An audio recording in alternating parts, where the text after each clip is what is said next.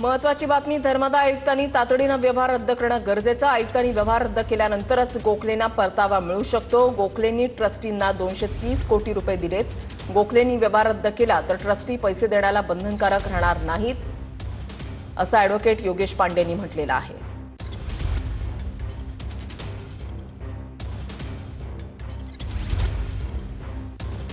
धर्मादाय आयुक्तांनी हे पैसे जे आहेत ते गोठवलेले आहेत.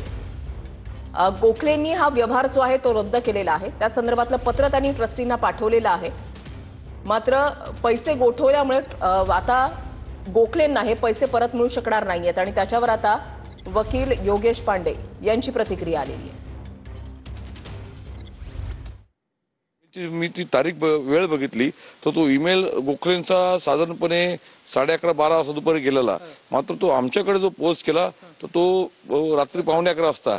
तर इतका वेळ काय लागला, ह्यामध्ये काय घडामोडी आहे, काय राजकारण आहे. मात्र हे सगळं याच्यामध्ये दोन गोष्टी निघतात की सगळं वातावरण शांत करण्यासाठी सुद्धा असू शकतं. 28 तारखेला तर आम्ही ही मागणी करणारच आहोत की मंदिर जे होतं ते अहवाल येणार आहे. ट्रस्टींनी खोटे अहवाल सादर करून खोटे हे करून की तो मंदिर नाही हे दाखवून आदेश मिळवले. तर धर्मादाय आयुक्तांना हे ताबडतोब हा व्यवहार रद्द करणं खूप गरजेचं राहील, ती आमची मागणी राहील. आणि धर्मादाय आयुक्तांनी जर सगळा व्यवहार रद्द केला तरच गोखलेंना ते त्यांचं पैशाचं परतावा मिळू शकतो. त्यामुळं अशी एक कोंडी निर्माण होऊ शकते त्याच्यामध्ये.